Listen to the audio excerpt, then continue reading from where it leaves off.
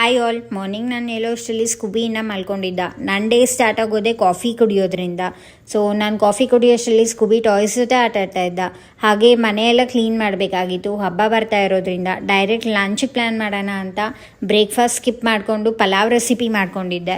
ಈ ರೆಸಿಪಿನ ನಾನು ಇನ್ಸ್ಟಾಗ್ರಾಮಲ್ಲಿ ಹಾಕ್ತೀನಿ, ಇಂಟ್ರೆಸ್ಟ್ ಇದ್ದವ್ರು ಹೋಗಿ ಚೆಕ್ ಮಾಡಿ. ಚೆನ್ನಾಗಿ ಬಂದಿತ್ತು ಪಲಾವ್ ರೆಸಿಪಿ. ಹಾಗೆ ಮನೆ ಕ್ಲೀನ್ ಮಾಡೋಕ್ಕಿಂತ ಮುಂಚೆ ನಾನು ಹೇರ್ ಕೇರ್ ಮಾಡಬೇಕಾಗಿತ್ತು. ಹೇರ್ ಕೇರ್ ರೊಟೀನ್ ಮಾಡಿಕೊಂಡೆ. ರೆಗ್ಯುಲರ್ ಆಗಿ ವೀಕ್ಲಿ ಒನ್ಸ್ ಆರ್ ಟ್ವೈಸ್ ಈ ಥರ ಮಾಡ್ಕೊತಾ ಇರ್ತೀನಿ. ಸೊ ಮನೆಯೆಲ್ಲ ಡೀಪ್ ಕ್ಲೀನಿಂಗ್ ಅಂತ ಏನೂ ಮಾಡಲಿಲ್ಲ, ನಾವು ಸಿಂಪಲಾಗಿ ಕ್ಲೀನ್ ಮಾಡ್ಕೊಂಡ್ವಿ. ರೆಗ್ಯುಲರಾಗಿ ನಾನು ಕ್ಲೀನ್ ಮಾಡೋದ್ರಿಂದ ನಂಗೆ ಡೀಪ್ ಕ್ಲೀನಿಂಗ್ ನೆಸೆಸಿಟಿ ಇರಲ್ಲ. ಈವ್ನಿಂಗ್ ಆಗೋಗಿತ್ತು ಕ್ಲೀನಿಂಗ್ ಮಾಡೋ ಅಷ್ಟರಲ್ಲೇ. ಸೊ ಚರ್ಚಿಗೆ ಹೋಗಬೇಕಾಗಿತ್ತು. ಆ್ಯಂಡ್ ಟ್ಯೂಸ್ಡೇ ಆಗಿದ್ದರಿಂದ ಇವನ್ ನಾವು ಟೆಂಪಲ್ಗೆ ಕೂಡ ಹೋಗ್ತಾ ಇರ್ತೀವಿ. ಸೊ ರೆಡಿ ಆಗಬೇಕು ಅಂತ ರೆಡಿ ಆಗ್ತಾ ಇದ್ದೆ. ಜಸ್ಟ್ ಹೇರ್ ವಾಲ್ಯೂಮ್ ನಾನು ಇನ್ಕ್ರೀಸ್ ಆಗಿದೆ ಅಂತ ಹೇಳೋದಕ್ಕೆ ಆಲ್ಪ್ಸ್ ಗುಡ್ನೆಸ್ದು ರೋಸ್ಮೆರಿ ವಾಟರ್ ಅಪ್ಲೈ ಮಾಡ್ತಾ ಇರ್ತೀನಿ ರೆಗ್ಯುಲರ್ ಆಗಿ.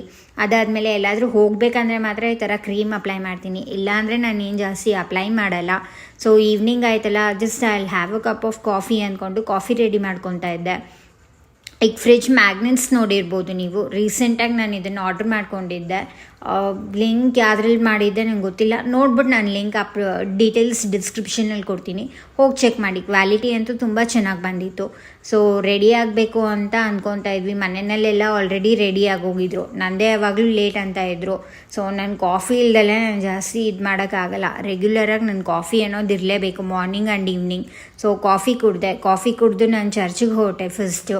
ಸೊ ಅಲ್ಲಿ ಬೇಗ ಆಗುತ್ತೆ. ಟೆಂಪಲಲ್ಲಿ ಬೇಕಂದರೆ ನಾನು ಒಂದು 5:30 6 o'clock ಮೇಲೆ ಹೋಗ್ಬೋದು.